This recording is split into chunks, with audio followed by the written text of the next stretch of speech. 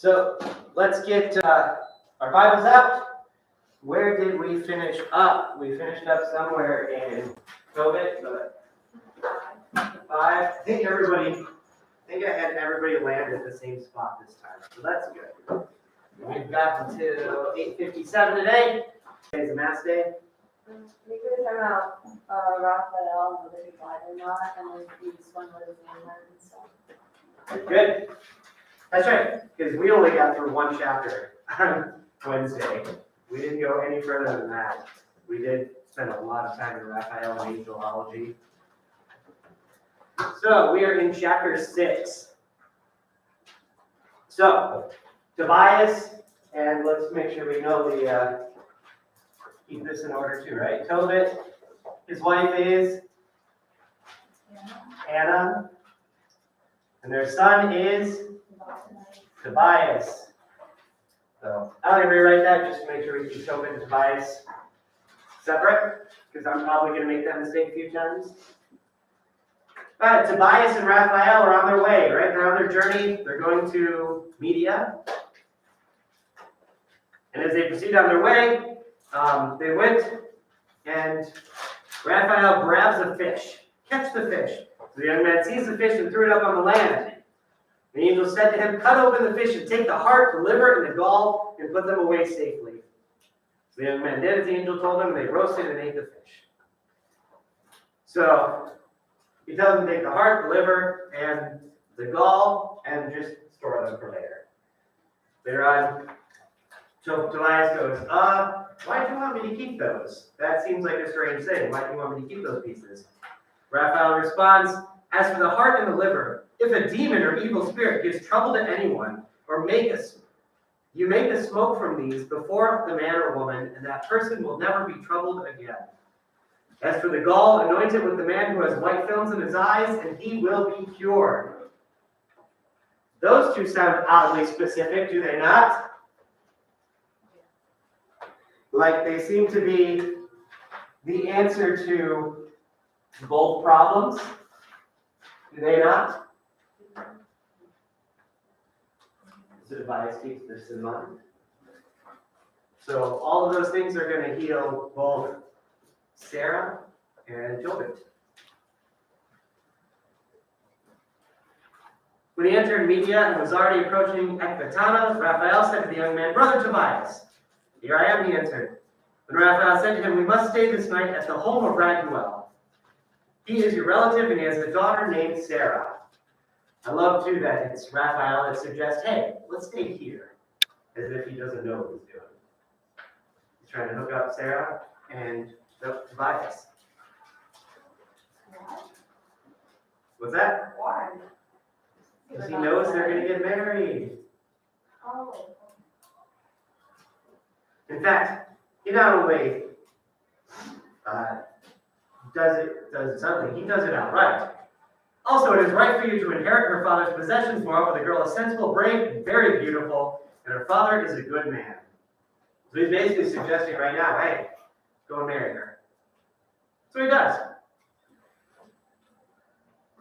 Then the young man said to the angel, Brother Azarias, I have heard that the girl has been given to 7 husbands, and that each died in the bridal chamber. Gentlemen, did that make you nervous? Yeah. Now I am the only son my father has, and I'm afraid that if I go in, I will die as those men before me did. For a demon is in love with her, and he harms no one except those who approach her. So now I fear that I may die and bring the lives of my father and my mother to the grave in sorrow on my account, and they have no other son to bury them. The angel said to him, do you not remember the words which your father commanded you to take a wife from among your own people? Now listen to me, brother, for she will become your wife. Do not worry about the demon, for this very night she will be given to you in marriage.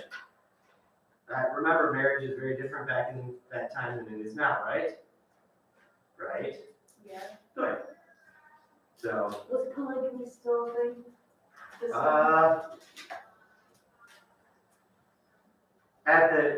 During the setting of the story, yes. At the time this is being written, I don't believe so. Remember, the setting and when this is actually written are 2 different times, right?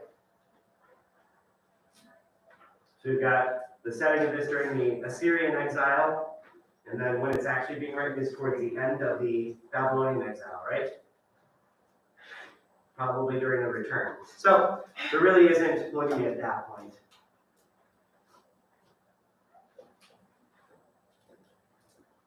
All right, so they arrived at Raguel's house. Raguel agrees to the marriage. They write up the marriage contract papers.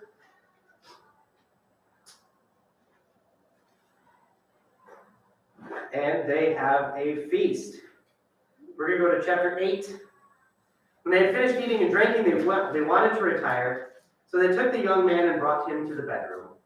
As he went, he remembered the words of Raphael, and he took the live ashes of incense and put the heart and liver of the fish upon them and made a smoke. When the demon smelled the odor, he fled to the remotest parts of Egypt, and the angel bound him. All right, what's up with that? Again, fish, heart, liver, to actually chase away demons. What's happening here? Is he performing like exorcism or something? Ooh, there we go. Perhaps it's something like that, right? My next question was gonna be, are there any modern day analogies to this? Do we do this today? I think like during Levy and ate fish on fire. No, I don't think that's a connection. That's a good- we can eat meat. Yeah, that's just because we can't eat. But is it fish meat, so it's not like an exception? No, fish is a different kind of meat. So where that comes from is that it was sacrificing some expensive and nice food for something that's more common. Obviously, the way we eat food today has changed a lot, right? Meat's very common, especially here in the United States. Fish tends to be the more exotic dinner. So it's actually kind of flipped on its head. Fish was a very common person meal, and meat was something that was pretty rare. And so you're giving up the expensive, nice food for the common food. That's kind of how Meatless Fridays, that's why that was instituted. And that's why fish is not counted, because fish is common. I'm good with that. My dad owns a fish market. Hey, I'm cool with that, dude. I like fish, so it's fine with me. Not the fillet of fish, though, that's gross. Don't do that. Oh, come on. I do kind of agree with that. I don't. Crab is Right? good. Do you just love getting people angry? I just hate food. You know what, Rita? This is the first time I agree with food. Wow. I just really don't Alright. like food. That's You know, fine. like, That's fine. We can be on opposite ends of that second too. but like crab and shrimp and lobster, especially. Alright, we're gonna bring it back. We're gonna bring it back. We're bringing it back. A fish discussion. I know you're gonna start a fist fight in this class one of these days. I know you want it. There's history That's too. There was no denial there. There was no denial there. All right, we're gonna move on. Sacramentals. Let's talk about sacramentals for a moment. What's a sacramental in the church?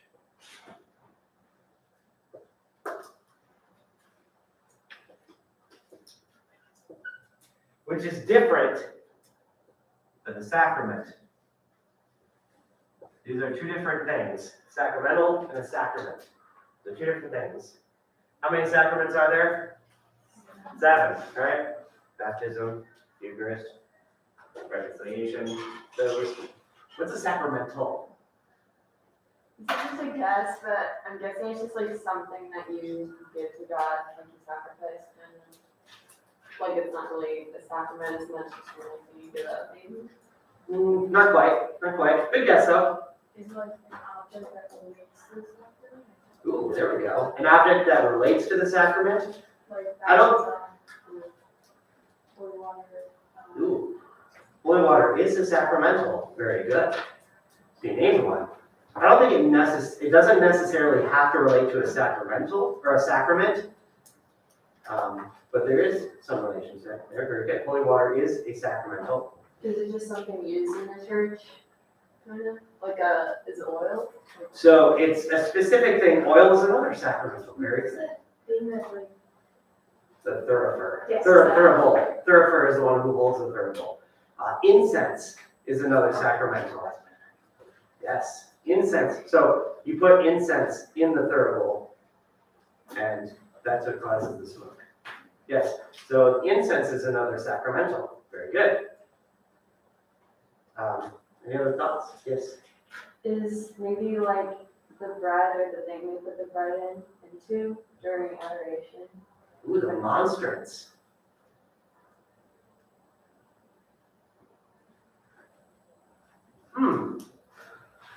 I've never heard it referred to as a sacramental, but I'm trying to figure out why it wouldn't be, because it acts in much the same way. Perhaps. I think you could make a case for that. The monstrance itself becomes a sacramental when Jesus in the Eucharist is inside. Oh, I like that one. That's good. I've never thought of that one.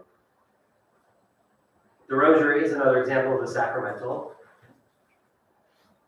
Maybe like a veil? I don't know. If that's just more. No, that's more of like devotion type thing. Alright, sacramental. A sacramental is an object that has real spiritual power.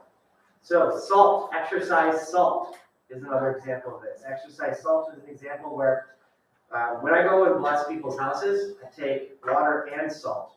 So I'll bless the house with water, and then I'll sprinkle exercise salt around the perimeter to keep evil things out. So it's really meant to be a defense for us against evil spirits, and it really does chase evil spirits away. That's why when you walk into a church, you take holy water, you bless yourself with it, right? It's a sacramental. It reminds us of our baptism, but it's also because it's a sacramental. How do we know if the tabernacle works? Hold water. So especially if I'm blessing a house and there's perhaps something in the house, you make sure to see if there. So sometimes when I'll bless a house, and this is more rare, you'll actually like experience the thing. Kind of. Yeah. I mean, it's always kind of like in the peripheral of your vision when you see it and you can experience it. But sometimes it's very rare when that happens, but it's happened a few times. Most time you do the blessing, you sprinkle the holy water, sprinkle the exercise salt, and then you just ask the people a week later, hey, is there anything weird still happening in your house? Oftentimes they'll say, nope, it's been completely silent since you've been here. And that's usually how you know that it worked. So you give it time and see if they experience anything after that. And oftentimes the answer is no. How would a house get like the best? I don't know. Yup, you gotta open up a door. So, So like, are you saying like a Ouija board or something? Like would that be like what? Like a Ouija board? Absolutely. That's probably one of the more common ways that happens, because people think it's innocent, right? Hasbro puts it out as a kid's game. It's really dumb. You actually think it It's satanic. has power? What's that? You actually think Ouija boards have like? I know they have power. Yeah, don't play with Ouija boards. Do not do that. You're gonna open up stuff and you're not gonna be able to close it. It's gonna be bad. But don't do it. Yeah, my grandpa, he told my mom that he and his son were like playing on the Ouija board, and he didn't tell her what happened, but he basically told her don't ever do that. Yep. It can get ugly. Yeah, people pay you to do that though. Pay to do what? Come to their house and like hold water. I mean, I don't get paid for it. People need it. I go and do it. It's my job as a priest. Do they actually do an exorcism before? No, I'm not allowed to. Like full one? No, there's a special exorcist in the diocese for that. Like there is? Yep. So there's like a full group just dedicated to that? No. There's usually in each diocese, there's usually one guy, one priest who's designated as the exorcist guy, who knows it really well and is able to actually do it.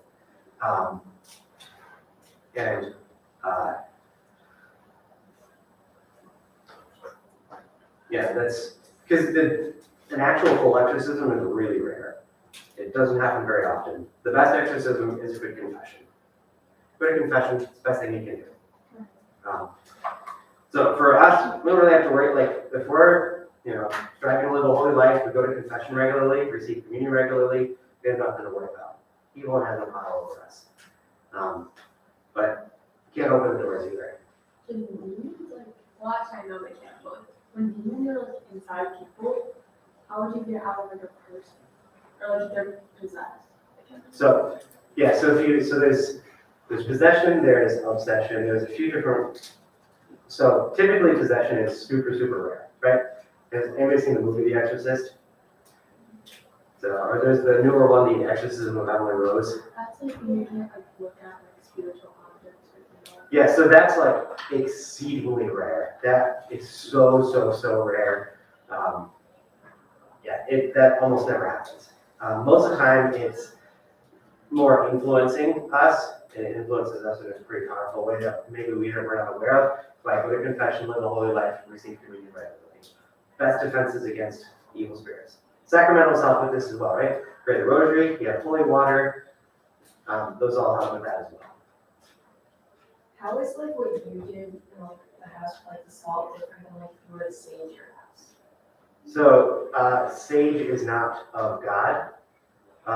Usually rituals and rites surrounding sage are surrounding not God and good spirits, but evil spirits. So you're kind of like consecrating your house to evil spirits. So, yeah. I do know of a church where somebody in the middle of the night came into a church and did sage by the altar. They had to reconsecrate the entire church. It's bad. It's not good. Don't do it. Spiritual battle's real. It's kind of on a off topic, but like, let's say if you did play the Ouija board and like you tried throwing it away or like burn it or something like that, would it like come back at you like worse? I guess like when the spirits like hurt you. Only if, so nature abhors a vacuum, right? Only if you don't fill yourself with the sacramentals, with confession, right? Go to confession. If you play with Ouija board, just bring it to your next confession.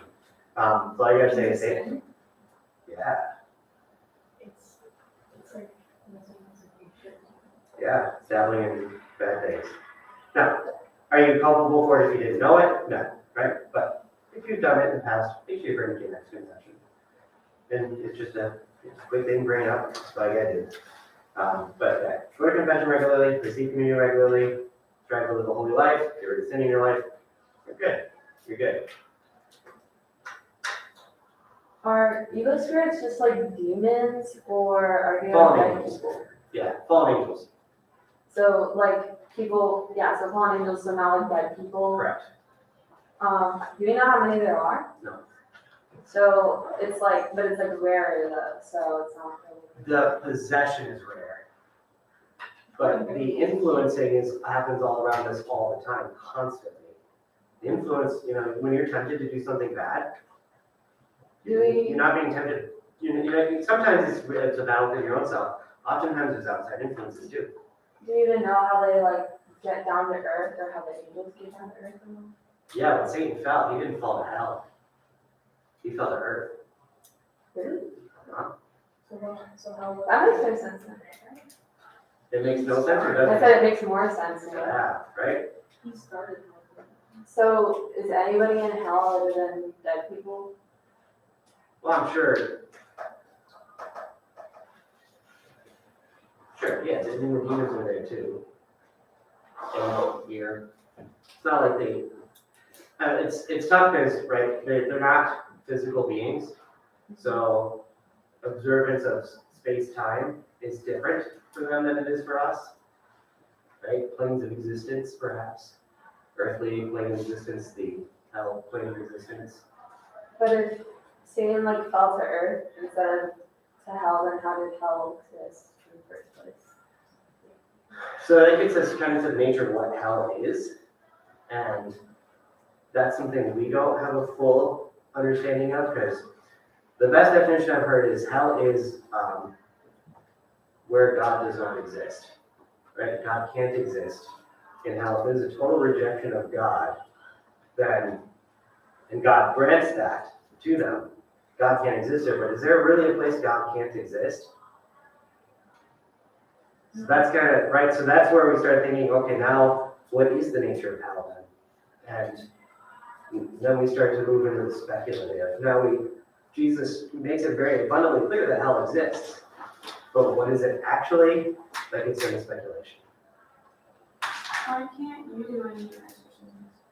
Exorcisms are reserved to the bishop and those he deputizes to do so. But did Father June talk about in his comment about him performing an exorcism? So minor exorcism, as opposed to a major exorcism. I can do minor exorcisms. Best minor exorcism I do all the time is called confession. That's the best one. So I think he was more talking about though praying over somebody. No, there was like something serious. Oh, you're right. He did mention that a few weeks back, didn't he? Mhm.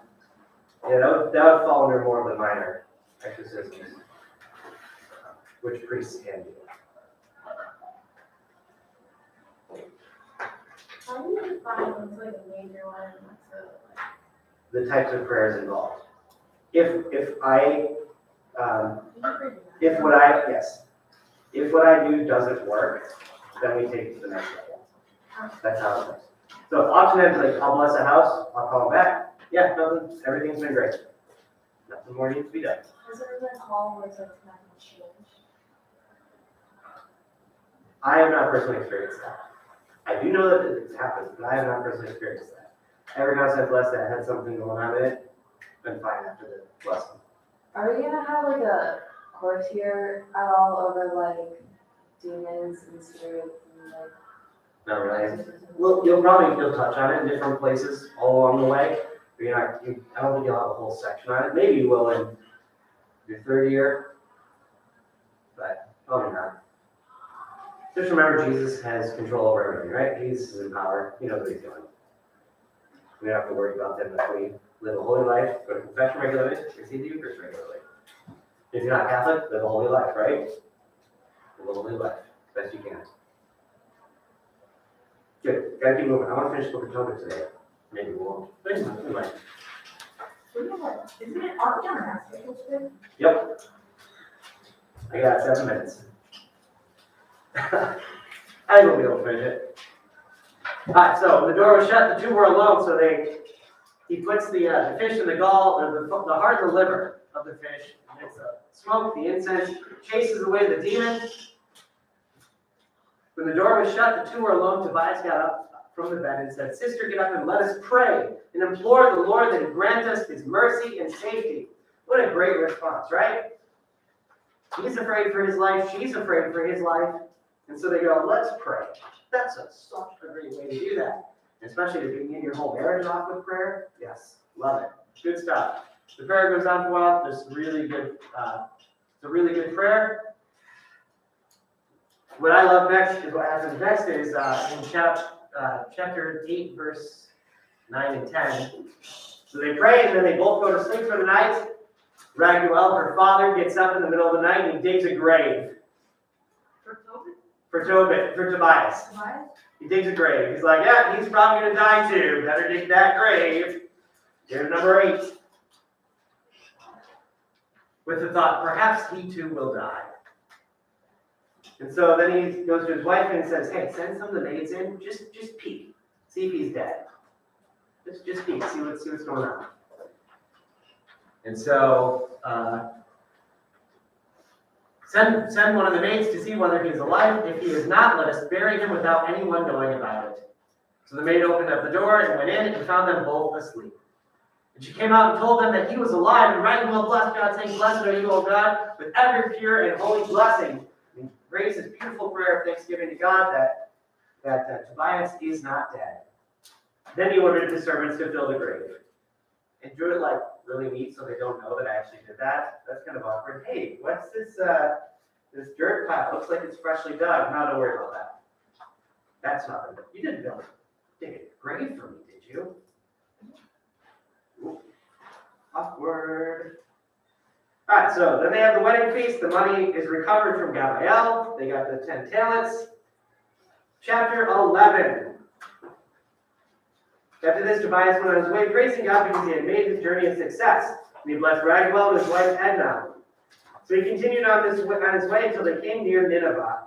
Then Raphael said to Tobias, "Are you not aware, brother, of how you left your father? Let us run ahead of your wife and prepare the house.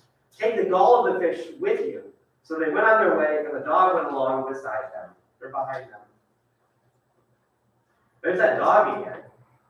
What's up with the dog? Ooh, I like that. So that's the kind of thinking I want to see. So, right, it's such a kind of a strange add-on in two different sections of this book. And I think a lot of commentators on the book of Tobit have been a little bit perplexed by this. I think the best example that I've seen is that the dog represents the teachers of the church who always keep away the wolves. One of the reasons you bring the dog, right, is for protection. So he keeps away the wolves of false teaching, but then he runs ahead with them to announce the good news. Announce the good news. The dog is with them to announce the good news. Yes? Yeah, I was just thinking out like, I don't know, a lot of the time dogs are just, they usually protect their owners. Yes. Yep. So that's the way they see this, right? So that they're going to proclaim good news and that the dog is there behind them to watch them, to protect them on their journey, just as Raphael was there to protect and work with Tobias on his journey as well. All right. Tobias, so they run ahead and prepare the house. Verse 5, now Anna, Tobias' mother, sat looking intently down the road for her son. His journey had taken a lot longer than he anticipated. He wasn't expecting to get married and stay as long as he did. And so you can see the mother just sitting there, looking down the road, hoping one day her son will show up. That like kind of breaks your heart a little bit, doesn't it? And she caught sight of him coming and said to his father, behold, your son is coming, and so is the man who went with him. Joy and excitement. Anna ran to meet them and embraced her son and said to him, I have seen you, my child, now I am ready to die. And she wept. All right. Basically saying, I can't die until I see my son. I want to see him again before I die. So she's not saying I'm going to die tomorrow. She's saying, all right, now I can die. Right? I've seen my son again. That's what I've been waiting for. And she wept. Tobit got up, came stumbling throughout the courtyard door, but his son ran to him with the gall of the fish in his hand, and holding him firmly, he blew into his eyes, saying, take courage, father. With this, he applied the medicine on his eyes, and then he regains his sight. Raphael is paid, and he then makes an exhortation. And he says, do good and evil will not overtake you. Prayer is good when accompanied by fasting, almsgiving, and righteousness. Prayer, fasting, and almsgiving. When do we focus on those three things in the church? Lent. Very good. Very good. Evil will not overtake you. Then he reveals his identity. He says, I will now declare the whole truth to you, and I will not conceal anything from you. I am Raphael, one of the 7 holy angels who present the prayers of the saints and enter into the presence of the glory of the Lord. That's pretty cool. So we know that there are 7 angels who do this. What are the other names? We don't know. Chapter. Don't know all their names. Nope. How many names? Well, there's 3 of them at least. We know the names of 3 angels, right? Raphael, Michael, and Gabriel. That's it. Chapter 13 is Tobit's prayer of thanksgiving. Chapter 14, Tobit's final counsel and death. So now we move to the end of Tobit's life. He's about to die. He had lost his sight for 8 years. So then he says to his son, go leave Nineveh, for I believe that what Jonah the prophet said about Nineveh, that it will be overthrown. Keep that in mind when we talk about Jonah the prophet. He believes in Jonah the prophet, what said about Nineveh, that it will be overthrown. The house of God in it will be burned down, it will be in ruins for a time, but God will again have mercy on them and bring them back into their land, and he will rebuild the house of God. In chapter 14, verse 10, we see a story of Nadab and Abichar. We see a reference to a story, which I think is kind of fascinating. That story has been mostly lost to history. We don't really know what they're actually talking about here, which I think is kind of fascinating, right? So Nadab and Abichar, that story seems to be lost to history. And at the very end of it, we see, but before he died, he heard the destruction of Nineveh, which Nebuchadnezzar and Ahasuerus had captured. Before his death, he rejoiced over Nineveh. Who's Nebuchadnezzar? He's the king of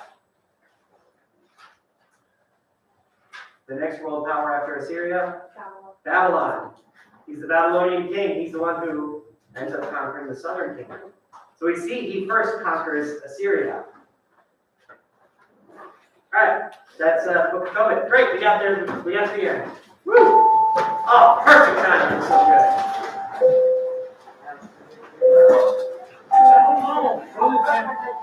What the hell?